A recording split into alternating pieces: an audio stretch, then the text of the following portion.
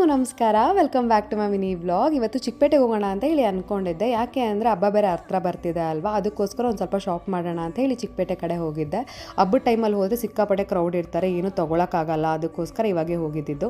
ಅಷ್ಟೇನು ಕ್ರೌಡೇನು ಇರಲಿಲ್ಲ ಇವತ್ತು ಹೋದಾಗ. ಫಸ್ಟು ಹೋಗಿದ್ದೆ ಹಿತ್ತಾಳೆ ಅಂಗಡಿಗೆ, ಅಲ್ಲೆಲ್ಲ ನೋಡ್ಕೊಂಡು ರಾಜಾ ಮಾರ್ಕೆಟ್ಗೆ ಹೋದ್ವಿ. ರಾಜಾ ಮಾರ್ಕೆಟಲ್ಲಿ ಈ ಮಕ್ವಾಡಗಳಿಗೆಲ್ಲ ಕಣ್ಣು ಮೂಗ್ಬೊಟ್ಟಾಗಿರ್ಬೋದು, ಈ ಬೊಟ್ಟಾಗಿರ್ಬೋದು ದೇವರಿಗೆ ತುಂಬ ಚೆನ್ನಾಗಿ ಸಿಗುತ್ತೆ ಅಲ್ಲಿ ರೆಡಿ ಮಾಡಿರೋದೆಲ್ಲ ಅಂತ ಹೇಳಿ ಅಲ್ಲಿಗೆ ಹೋಗಿದ್ವಿ ನೋಡ್ಕೊಂಬರೋಣ ಅಂತ ಅಂದ್ಬಿಟ್ಟು. ಇವತ್ತು ಮೇನ್ ಹೋಗಿದ್ದು ಚಿಕ್ಕಪೇಟೆಗೆ ರೀಸನ್ ಏನು ಅಂದರೆ ಮದುವೆ ಆದಮೇಲೆ ಫಸ್ಟು ವರಮಹಾಲಕ್ಷ್ಮಿ ಹಬ್ಬ ನಾನು ಆಚರಿಸ್ತಾ ಇರೋದು.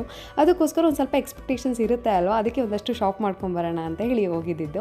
ಅಲ್ಲಿ ನಮ್ಮ ಅಕ್ಕ ಅವಳು ಏನೇನು ತೊಗೊಂಡಿದ್ಲು ಅದೆಲ್ಲ ಚೆಕ್ ಮಾಡ್ತಾ ಇದ್ಲಿ, ಯಾವ ಥರ ಬರುತ್ತೆ ಏನು ಅಂತ ಹೇಳಿ. ನಾನು ಫಸ್ಟ್ ಟೈಮ್ ನೋಡ್ತಾ ಇರೋದು ಇದನ್ನೆಲ್ಲ, ನಾನು ಯಾವತ್ತೂ ಟ್ರೈ ಮಾಡಿಲ್ಲ ದೇವ್ರಿಗೆ ಇದನ್ನೆಲ್ಲ ಇಟ್ಟು. ಸೊ ನಾನು ಫಸ್ಟ್ ಟೈಮ್ ಇದನ್ನೆಲ್ಲ ನೋಡಿದ್ದು. ನೆಕ್ಸ್ಟು ಅಲ್ಲಿಂದ ಮೆಟೀರಿಯಲ್ ಶಾಪಿಗೆ ಹೋದ್ವಿ, ಯಾಕಂದರೆ ಗುರು ಪೌರ್ಣಮಿ ಬೇರೆ ಹತ್ರ ಬರ್ತಿದ್ದೆ ಅಲ್ವಾ, ಬಾಬಾಗೆ ಬಟ್ಟೆ ಸ್ಟಿಚ್ ಮಾಡಿಸ್ಬೇಕು ಅಂತ ಹೇಳಿ ಅಲ್ಲಿಗೆ ಹೋಗಿದ್ವಿ. ತುಂಬ ಚೆನ್ನಾಗಿತ್ತು ಕಲೆಕ್ಷನ್ಸಲ್ಲಿ. ಆ್ಯಂಡ್ ನನ್ನ ಹತ್ರ ಇರೋದು ಪುಟ್ಟು ಬಾಬಾ ಆಗಿರೋದ್ರಿಂದ 1 ಮೀಟರ್ ಬಟ್ಟೆ ವೇಸ್ಟ್ ಆಗಿಬಿಡುತ್ತೆ ಅಂತ ಸ್ವಲ್ಪನೇ ಕಟ್ ಮಾಡಿ ಈಸ್ಕೊಂಡೆ ನಾನು. ಎಷ್ಟು ಲಗೇಜ್ ಆಗೋಗಿತ್ತು ಅಂದರೆ ಅದನ್ನು ಕೈಯಲ್ಲಿ ಇಟ್ಕೊಳ್ಳೋಷ್ಟಲ್ಲೇ ಸಾಕಾಗೋಗ್ತಾ ಇತ್ತು. ನೋಡೋಕ್ಕಷ್ಟು ಸ್ವಲ್ಪ ಅನ್ನಿಸ್ತಿದೆ, ಸಿಕ್ಕಾಪಟ್ಟೆ ವೆಯ್ಟ್ ಇತ್ತು ಕೂಡ. ಅದಕ್ಕೆ ಅಲ್ಲಿ ಬರ್ತಾನೆ ಒಂದು ಬ್ಯಾಗ್ ಇಸ್ಕೊಂಡು ಅದರೊಳಗಡೆ ಎಲ್ಲ ಹಾಕಿ ಮೆಟ್ರೋಗೆ ತೊಗೊಳೋದು, ಅಲ್ಲಿಂದ ಬರಬೇಕಾದ್ರೆ ಆಗಲ್ಲ ಅಂತ ಹೇಳಿ.